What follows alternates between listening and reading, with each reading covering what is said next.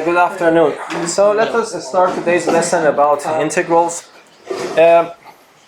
In principle, I have to start motivating you why we really like to do what we are going to do today.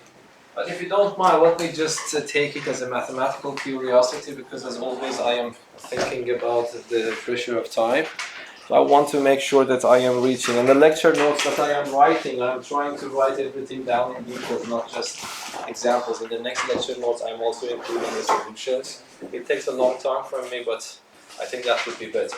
But today's lesson, we want to talk about the topic of antiderivatives or indefinite integrals. So for the time being, you just consider it as a mathematical curiosity. We want to reverse the process of differentiation.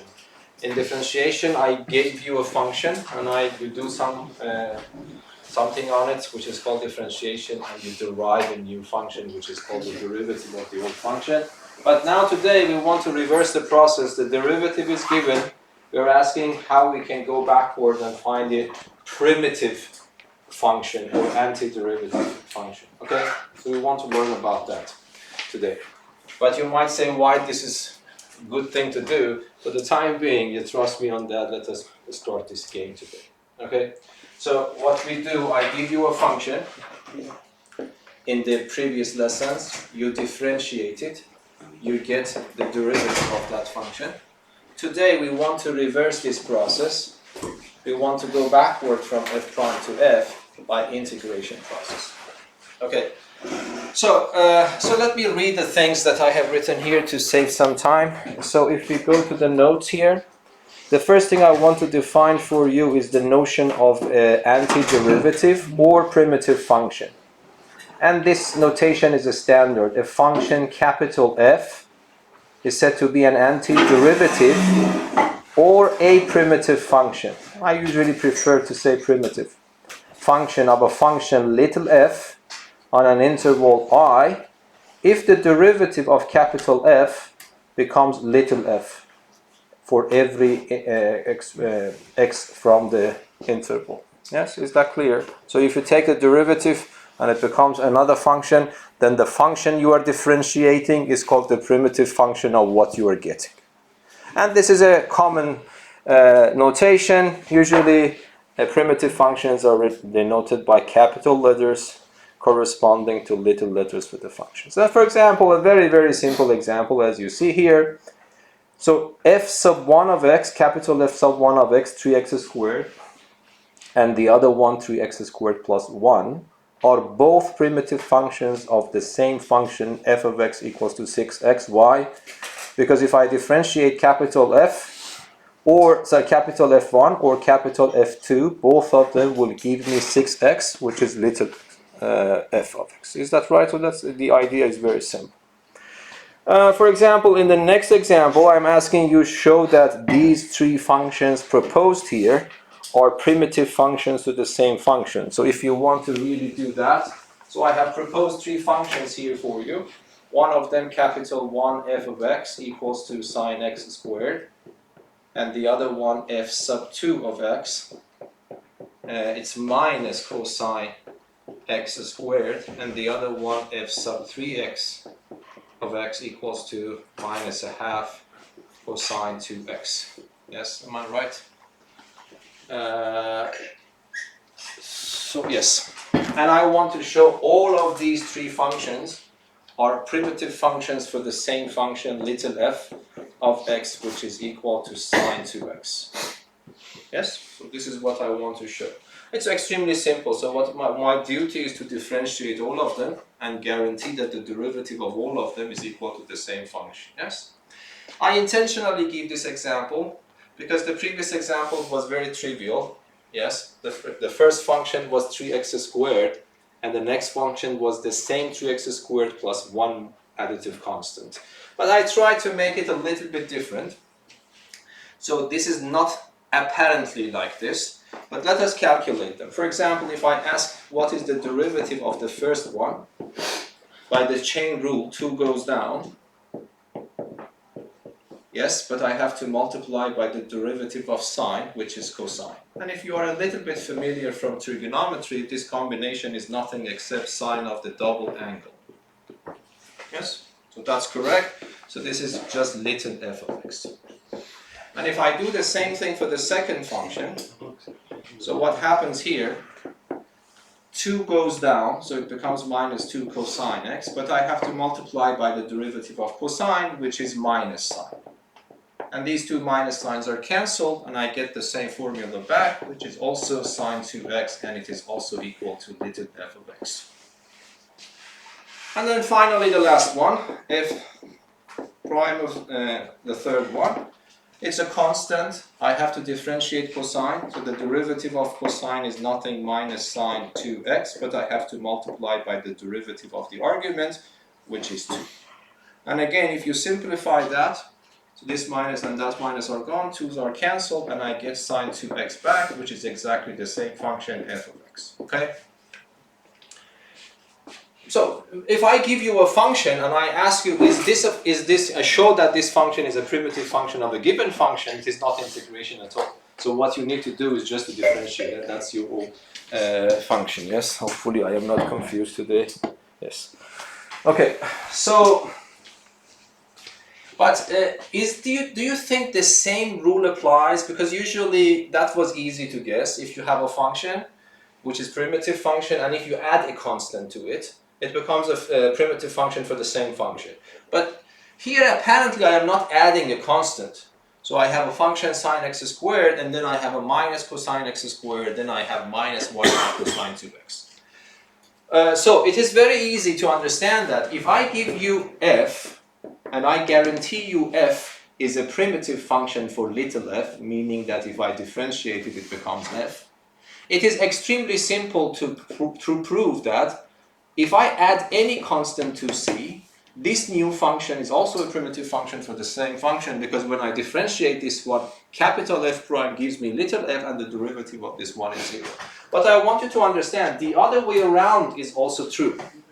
So if two functions, let me write f1 and f2, if both of them are primitive functions for the same function, what happens? It means that if f prime of 1 is little f, and also f prime of 2 is little f, I am claiming that these two cannot differ a lot. They have to at most differ by an additive constant, even if it doesn't look like that. So if I give you two functions whose derivative is the same, or the same functions, my claim is that these two functions differ at most by an additive constant. And that is not hard to see now. It was harder to understand in the high school level, but hopefully you understand it now. Why? Because if I subtract these two relations from one another, what I can get is that f prime of 1 minus f prime of 2 is f minus f. But f minus f is 0. But instead of putting prime here and there, I can write it as f1 minus f2 totally prime is equal to 0. Okay? And then I told you that based on mean value theorem, we also learned the other way around. If the derivative of a function is 0, what can I say about the function? Which was not trivial. What is that function now? That function should be a constant. So it means that f1 minus f2 should be a constant.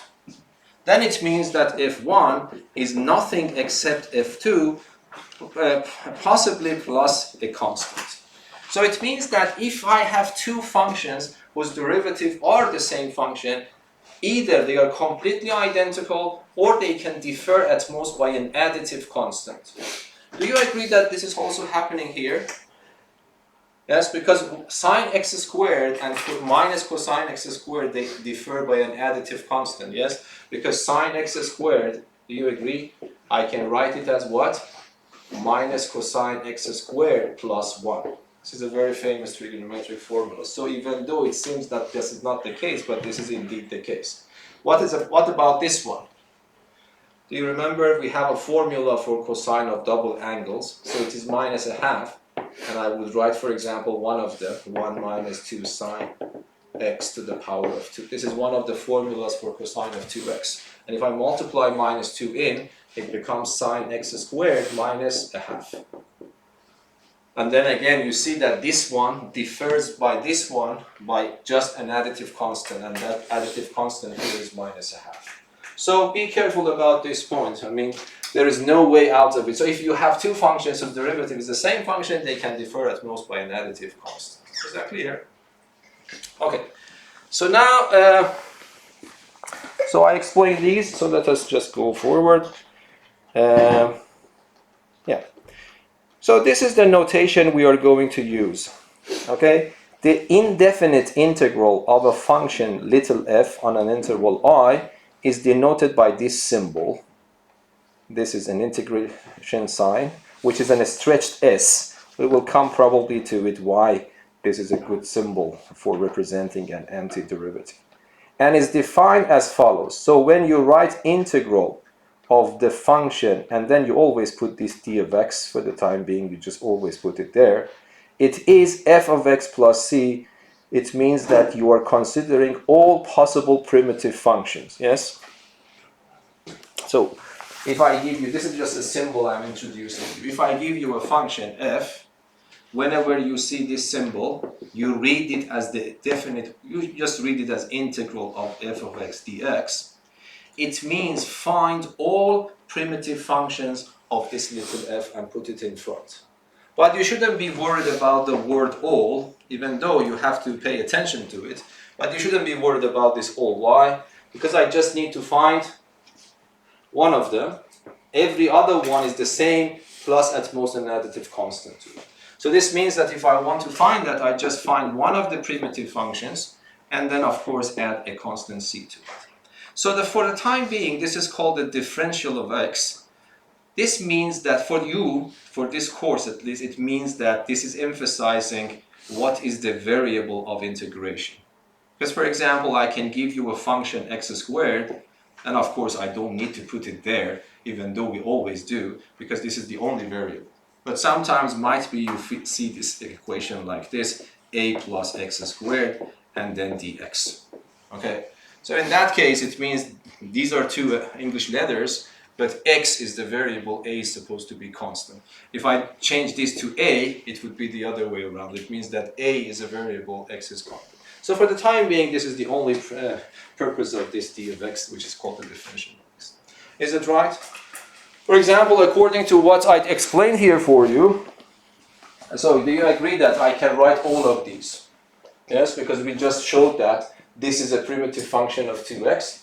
So let me show it here. So this is the derivative. This is a primitive function. This is also a primitive function.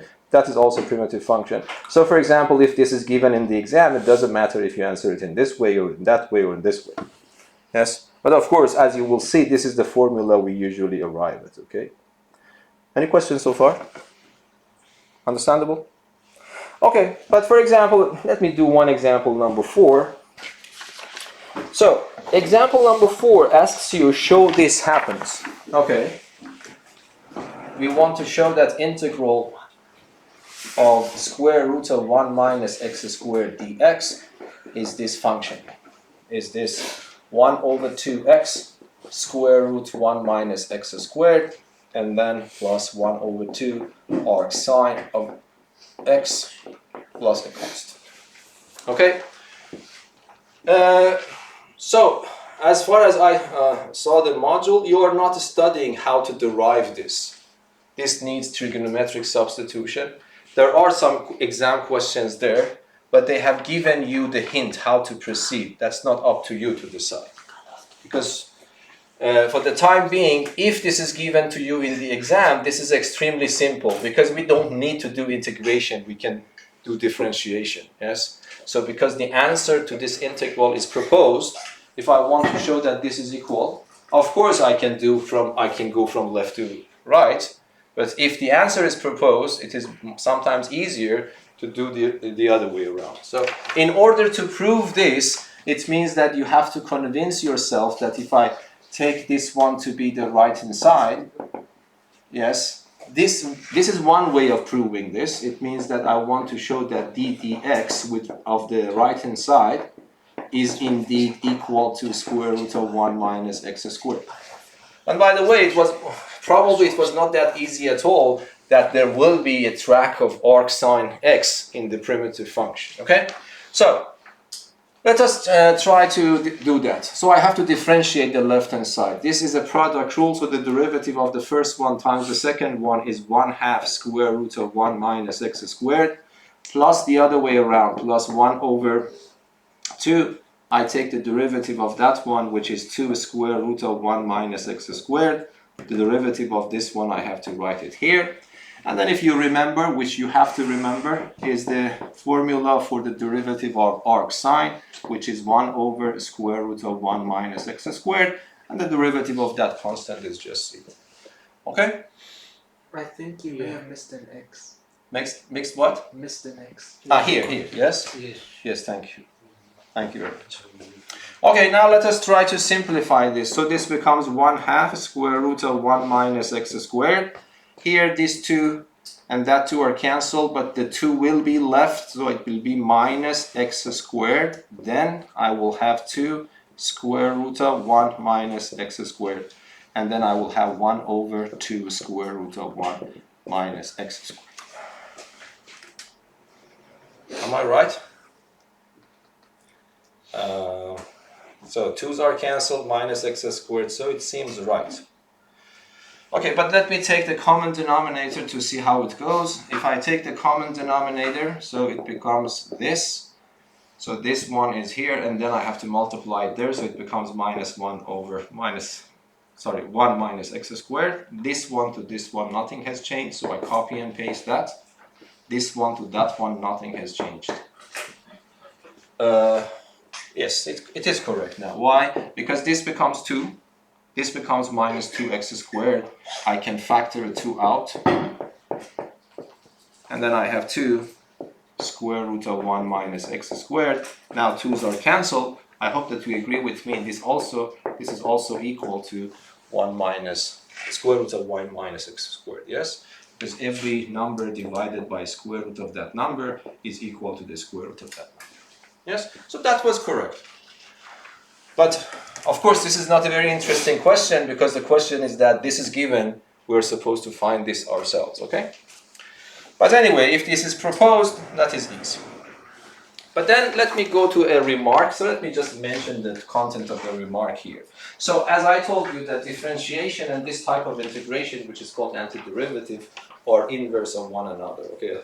So now, if I ask you, if I give you an integral of this form, and I ask you to differentiate it, okay? So what do you get? F of x, without any doubts, yes?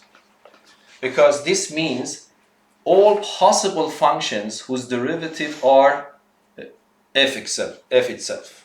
So I am differentiating them, so it should give me the answer. That's just a definition.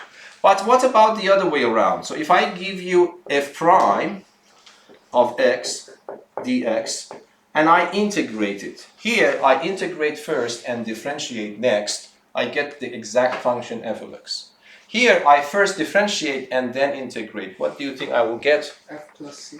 Yes, I will get f of x, but this is not the only answer. You should have a plus c. So that is the only problem. So it is not completely reverse of one another, because one of them always gives you, the unique answer, the other way around gives you infinitely many answers, but all the answers differ by at most an additive constant. Is that clear? Okay. So for example, if I want to do this, there's this example. So let me just write it here on the board. So integral of f prime x gx plus f x g prime of x and dx. For example, if I want to say something about it, can I evaluate this definite integral and write it in terms of little f and little g? Yes, so this formula reminds you of what? The derivative of the product. So it becomes the integral fx times gx totally prime dx. So what I have a function which is differentiated, and then after that it is integrated. So according to the rule of the inverse, what happens? It gives me the same function back. But not necessarily definitely this one, probably plus an additive constant. Yes? So these kind of things, it's also good to remember. Okay, and then as you might guess, we have these properties of indefinite integrals. So they are very similar to the rules of differentiations. So what is the first one? The first one tells you that if you have a constant multiplied by your function and you want to integrate, you can pull the constant out and then integrate what is left. If you have the integral of the sum or difference of two functions, you can do it case by case. And of course, if you combine rules number 1 and number 2, you get this formula. By the way, is that understandable? Why is that the case?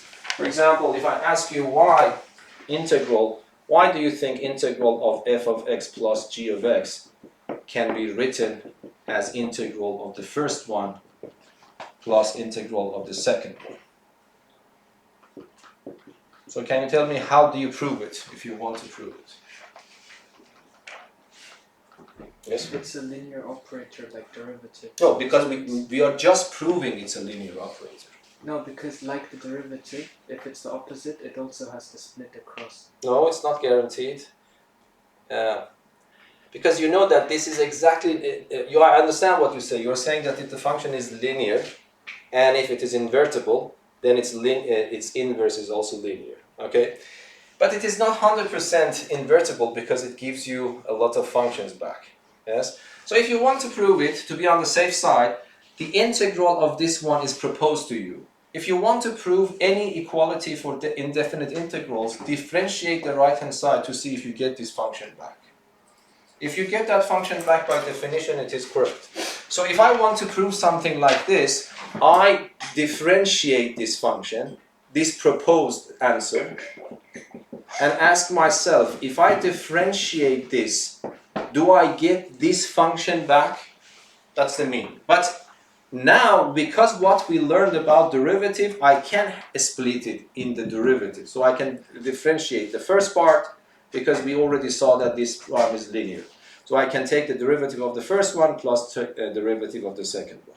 So this becomes the derivative of f of x dx prime, and then plus integral of g of x d of x prime, yes? And then of course this becomes f of x plus g of x, so we are done.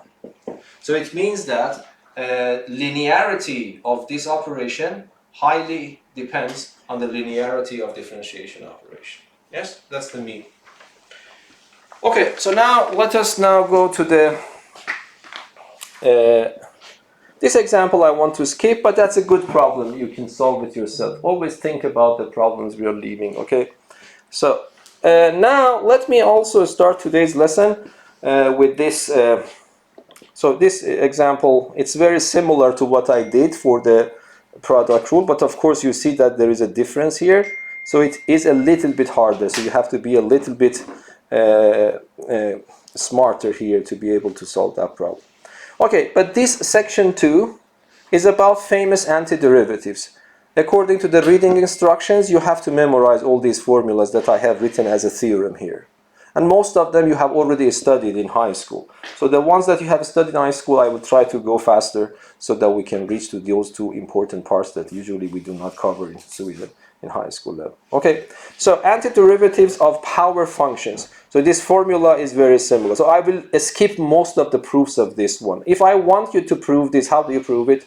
I am claiming that the integral of x to some power r is any real number except -1. I am claiming that that integral is this one. But if you insist to prove it, how do you prove it? We differentiate the right-hand side to see if the derivative of the right-hand side gives you x to the power of r. So that the proof of all of them are very straightforward. So I will actually skip most of them. And then this is the important thing that you have to remember. Of course, it is very clear r cannot be equal to -1 because I will have troubles with this one. Okay, and I have written 3 special cases, and I really want you to remember them by heart so that you can do things quicker. Of course, you have probably enough time to think about them. So integral of 1. So if I choose r to be 0, then I will have x to power 0, which is 1. And then I substitute 0 for r on the right-hand side, I get x. And if I replace r with -1/2, x to power minus a half is 1 over square root of 2, square root of x. The answer will be, if I replace r with minus a half here, it gives me this, and the same thing here. So if you don't mind, let me solve one of these so that we can go forward, okay? So I don't know, let me, for example, solve the last one. So I have only one formula here, so let me write the formula here in front of you. So integral of x to some r is not equal to minus 1 dx. The answer will be 1 over r plus 1, whatever this number is, one more, x to power r plus 1 plus c. Okay, now what I want to do, I want to calculate integral of 2x squared plus 4x and then minus 1 divided by 2 square root of x dx. Okay, so it's three in it's the 3. denominator. Thank you. So then, so this is the only formula, and of course these are generic formulas, but these are particular formulas for different functions. Hopefully you can see that this one is the only formula we need for doing this. How should I do that? I just want to see what your level is, because then I can see that if I have to go faster or slower. So if you want to calculate this integral, yes? We can use the divide by the denominator everywhere and Yes. write it in the powers of x. Yes, exactly. So we will do that. So we have to prepare it. I will do it once. So step by step, 2x squared divided by this plus this one divided by this minus this one divided by this. But instead of a square root of x, I will write x to power 1/2. So it becomes 3x to power 1/2. And then the next one will be 4x divided by 3x to power 1/2. And then I have minus 1 over 3x to power 1/2 dx. Yes? And I have to simplify it. So simplification is not hard. So it is 2 over 3. But x to power 2 divided by x to power 1/2, it becomes x to power 3/2. Yes? And then here this will be 4 over 3, x to power 1/2. And what should I do with this one? Minus. I bring it up. Yes? So it will be minus 1/3, x to power minus 1/2, and then dx. Is that understandable for everyone, what I'm doing? Yes? Okay. And now I can split it into 3 integrals. But because these are multiplicative constants, I can pull them out, yes, because of the rules we learned. So this becomes 2/3 integral of x to power 3/2, and then I have dx, and then I have mine plus 4 over 3 integral x to power 1/2 dx, and then finally I have minus 1/3 integral x to power minus 1/2 dx. Now please watch my calculations. If I am making mistakes, let me know immediately. And if you have any questions, please let me know. Are you happy? Okay, but this, I hope that now you see that all these 3 integrals can be done only by just one single formula. Yes? For example, if I do one of them, it becomes 2 over 3. What should I write here?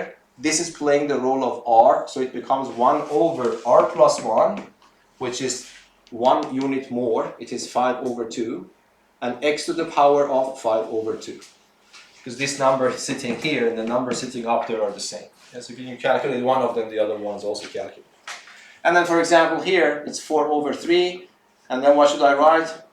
1 unit more here, it is 3 over 2, x to power 3 over 2, and then minus 1/3, 1 unit more, it is 1 over 2, x to power 1 over 2. And then you don't need to put one constant here, one constant there, one constant there. You can absorb all constants and call it C at the end. Okay? And of course, I will never leave it like this. I will try to simplify it, but I hope that the algebra would be doable for you. Okay? Any questions? Yes?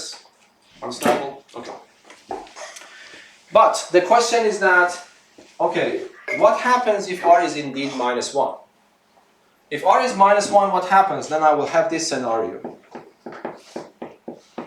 And of course, it's very clear that this formula breaks down, because if r is minus 1, r plus 1 will be 0. But we don't need this formula because we have another formula. What is x to power minus 1? X to power minus 1 is nothing except 1 over x dx.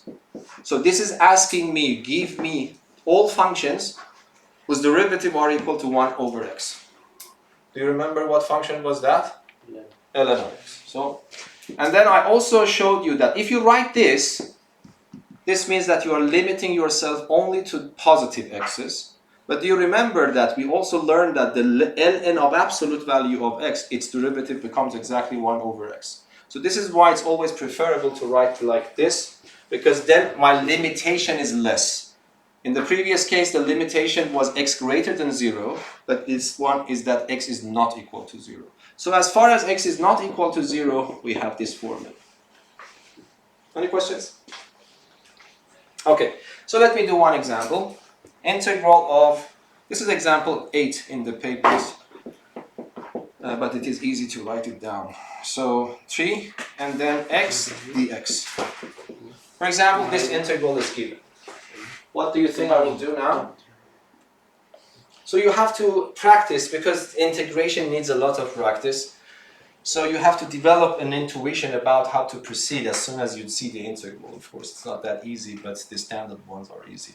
Can you see that we don't need any kind of more advanced technique to solve this?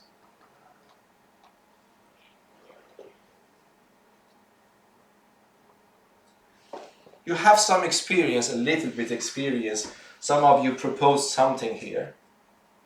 Yes? What was the idea here? The idea was that if I have 2 or 3 numbers plus or added and divided by one term, I can write it as a over d plus or minus b over d plus or minus c over d plus or minus etc. Okay?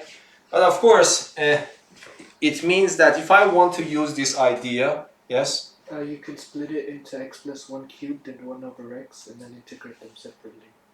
No, so what did you say? You can write them as the product of 2 integrals.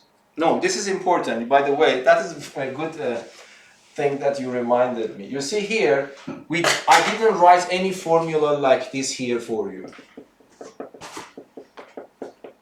Okay?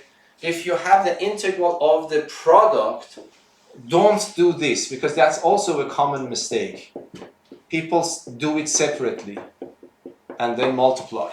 Yeah, I would recommend you to write it down and cross it over, because that's not correct. We will modify this a little bit, that is integration by parts, but we will not have any quotient rule for integrations. So don't push this analogy between derivatives one step forward, yes? And even if you remember, it was not even correct for differentiation, yes? Because the derivative of the product is not the derivative of the first one multiplied by the derivative of the second one. It was more complicated. The scenario is also more complicated here. So this is not possible to do them separately, if it's a product. But if it was like this, you are right. If it was like that, you could separate it, because that's an addition. But if it's a multiplication, don't do that, okay? So if that's not working, then what? There's only one way, and that's expanding the numerator, okay? So let us expand that. Hopefully you remember the formula. The first one cubed plus 3 times the first one squared times the second one plus the 3 times the first one times the second one squared plus the second one cubed divided by x dx. Yes? But now I use the previous technique. What do I mean by that? I divide this by that, divide this by that, this by that, and that by that. If I divide this by that, of course, I get x squared. If I divide this by that, I get 3x. If I divide this by that, I just get a constant. If I divide 1 by x, I get 1 over x, but I am not facing any problems for the last one. In these previous cases, do you remember, I brought these terms up. But here I don't need to bring it up, because 1 over x has a separate formula for itself.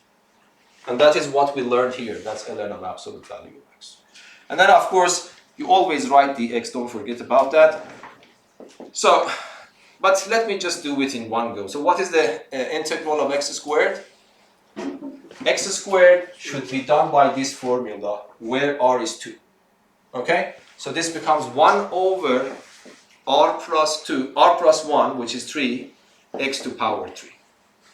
The next one, forget about 3. For x is x squared divided by 2, and there is a 3. And for 3, it is just 3x, because the derivative of 3x is just 3. And for this one is the new lesson, which will be ln of absolute value of x, and then you put a constant at it. Yes? Understandable or not? Okay, so let us now go to the other formulas that you need to remember. So let me also show it here. These are the other formulas. Antiderivatives of exponential functions. 2 more formulas you need to remember. So the first one is that e to the power of kx dx. It is asking you, can you give me functions whose derivative is equal to e to power kx? So you remember, what was the derivative of e to power kx? More or less the same function, but with a multiplicative constant. So if I write this, it is not completely correct, because if I differentiate this one, of course I get my function back, but I will also get an extra factor of k. In anticipation of that k is coming, I put 1 over k here to cancel that coming k. Okay, I'm just motivating you, but as I told you, if you want to prove it, differentiate the right-hand side to see if it matches with the left-hand side. So this is the formula that you need to remember, and I have written one more formula, I think, yes.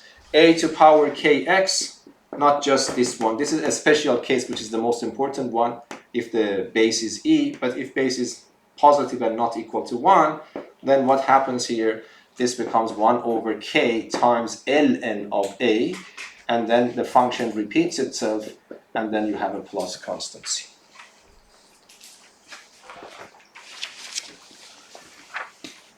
Yes?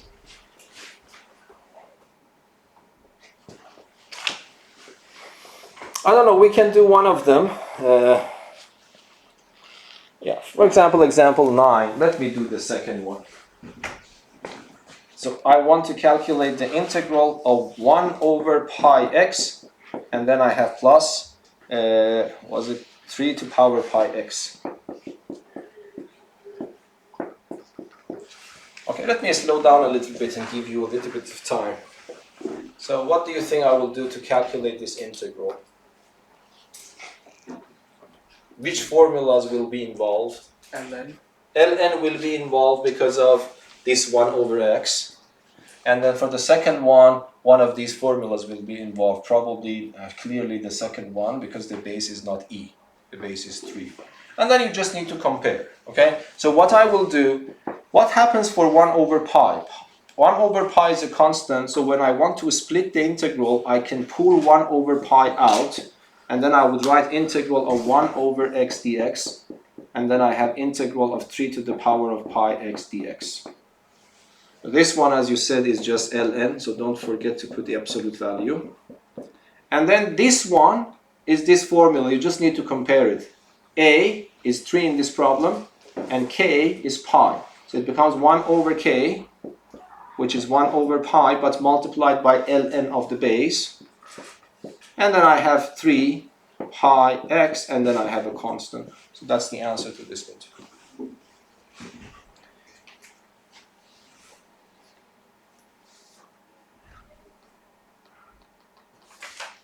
Yes? Okay. Now, trigonometric functions. Not all of them are needed. I mean, secant and cosecant in these functions you don't need to remember.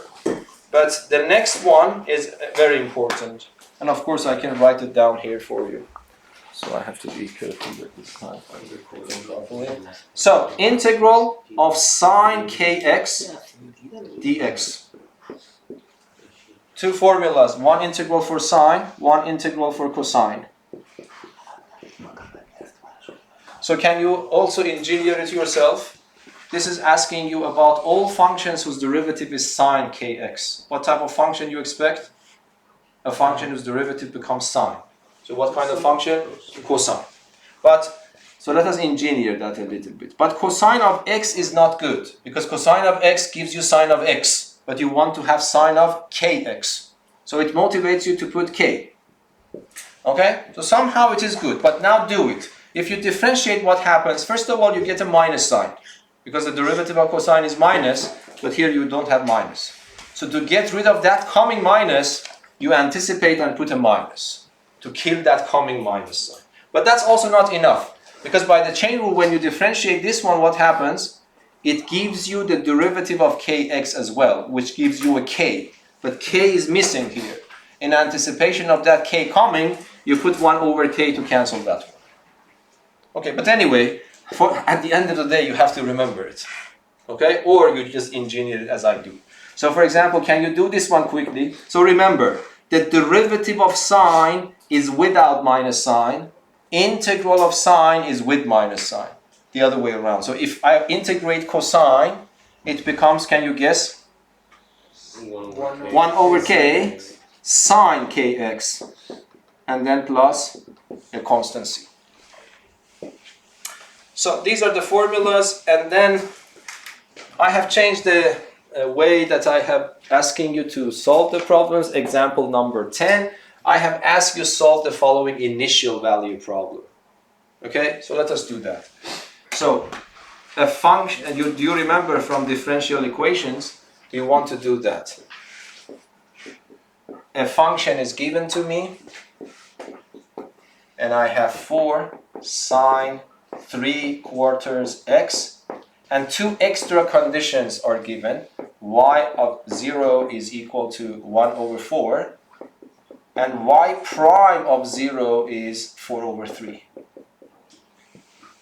So do you remember something from this initial value conditions? Initial value problems. Initial value problems are problems that you are given a differential equation with extra given conditions. And the number of extra conditions matches with the order of your differential equation.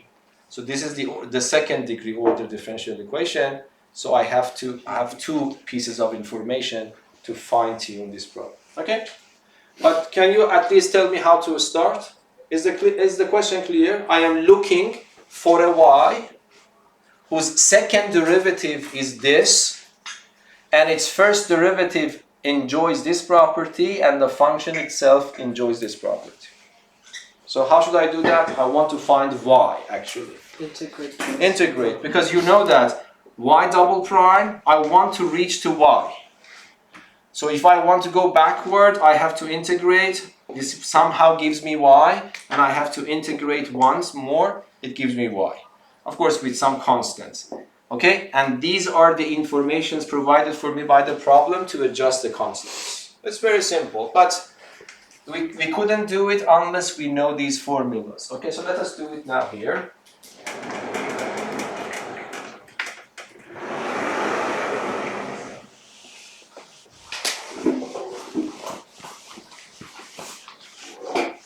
Okay, can you do it in your head? So I want to integrate once. Let me write the first one properly. So if I want to find y prime, from y double prime I want to go to y prime, so it means that I have to integrate.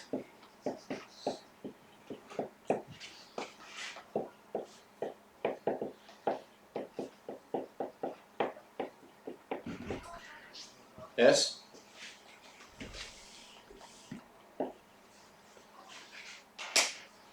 And now I learned that I can split and I can pull the constants out, so it becomes 3 integral of cosine 2x dx minus 4 integral of sine 3/4 x dx.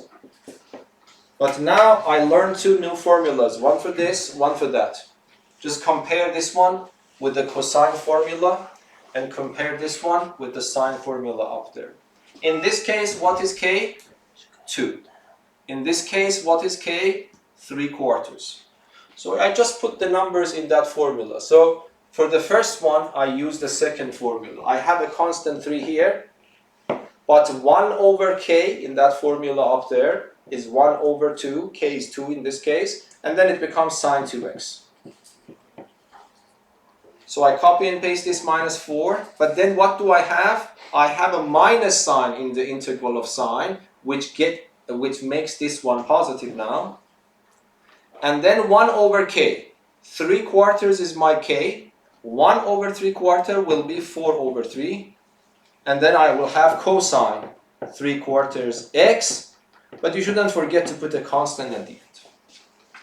So if I simplify this a little bit, so let me just continue. So this becomes 3/2 sine 2x plus 16 over 3 cosine 3 over 4x plus c.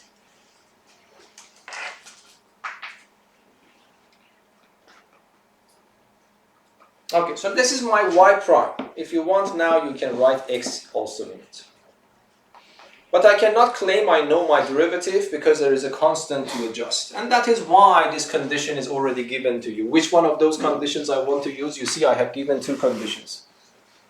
So the ones y prime of 0 is 4 over 3 is helpful here. Yes? So y prime of 0 is equal to 4 over 3 implies what? Implies that if I go to my derivative, replace every x with 0, the output should be 4 over 3. So let us do that. I go to my derivative, replace every x with 0. If I replace this x with 0, sine of 0 is gone. But cosine of 0, you remember it is 1. So it becomes nothing except 16 over 3. And then will be a constant here. It's supposed to be 4 over 3. So from here I can find my c. c will be 4 over 3 minus 16 over 3. Minus 12 is minus 4, yes? Okay, so I don't want to continue it, because then what you have to do, you have to replace your c with this number and do it once more. Yes? Hopefully you can do it on your own. These are simple problems, yes? So this is complete form of my derivative, but still it is not enough because I want to go to y, so I do this process once more, and this time I use the second condition to fine-tune that coming. But in the exam, don't use the same c. Okay, be careful, okay? So either put a C1 or C2 or in a different letter. So in the exam, because the C's are not the same. Any questions so far? Okay. One thing, because you know techniques of integrations are very actually diverse. One thing I saw in your exam is that what happens, you don't need to memorize the formula. Sometimes you have a sine function or a cosine function with some power. You can have also combinations of sines and cosines as products, you know. But we cannot go through all of them. You can probably practice on your own, and if of course questions come back. Two formulas are very important if you have even powers of sine and cosine. Okay, so sine, because you know that cosine 2 theta, do you remember from high school? Cosine 2 theta, the main formula is this. Okay? But then I can write it only in terms of cosine by eliminating sine, or I can write it in terms of sine by eliminating cosine. For example, let me do the first. I will remove this. I can write it as 1 minus sine theta squared. And then this is the original formula. So it means that whenever you want to prove this theorem, this is the formula you get, but you can manipulate it a little bit to get different forms. So one of the ways that you can manipulate it is to replace cosine in favor of sine. And then you have minus sine squared simply is minus 2 sine theta squared. And then now what happens?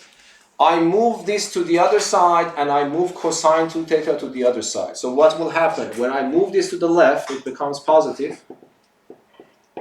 I keep 1 there. I move cosine to the other side. And then I divide by 2. This is a very handy, very nice formula. Okay? So it means that sine of an angle to power 2 is 1/2. 1 minus cosine, but not of the angle, of 2 times the angle. The reason that this formula is beautiful, because if you do it the other way around, you get a very similar formula for cosine theta squared. It will be 1 over 2, 1 plus cosine 2 theta. So these are very handy formulas in trigonometry. So it allows us to express sine squared and cosine squared in terms of cosine of the double angle. So for example, if this is given in the exam, I want to solve example 11. So integral of sine 3x to power 2 dx. Okay, let me wait for you a little bit. I hope that you understand so forget about this part, but none of the previous parts allow me to solve this one. Do you agree? Because the only thing I can do is to write sine 3x times sine 3x, because sine 3x is something I can do according to that formula. But the problem is that we do not have any formula for the integral of the product. Okay, for the time being at least. So this means that this is not going to work. But these formulas will be helpful. Now can you see? Because now it is in front of you. So you have to remember things. In integration, you have to have a good memory. Because if you don't remember the technique for calculating this, might be you don't even think about this formula. So you have to see it once. So what do you think I will do here? I will give the role of theta to this guy. And then I will have sine 2 theta, which I can use this formula. So this becomes integral of 1/2 1 minus cosine, not theta, 2 times theta, which will be 6x. Yes? But I hope that you can see it is doable now. Because what I can do, I can multiply the 1/2 in, and then I can split my integral to 2 integrals, yes? So this becomes 1/2 integral of dx minus 1/2 integral of cosine 6x dx. When I write integral of dx, what do I mean? What is my function, by the way, here? Because every integral needs a function. What that function is? 1. It's a constant 1. So what is its primitive function? I have written it in the formulas, but this is 1. And if I ask you what is the integral of 1, it means give me a function whose derivative is 1, x. Yes? So this becomes simply 1/2. The integral is x. This one, I have a minus 1/2, but cosine 6x is exactly that second formula there.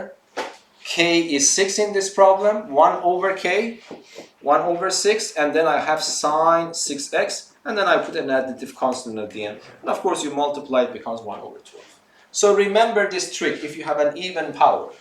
I don't know how much they want to, I don't think they try to actually bother you by going, because we can have a lot of combinations, we can have odd powers. I haven't given you any questions. So for example, odd powers you might be asked also, but you cannot solve it until we learn about U substitution. Okay, any questions so far?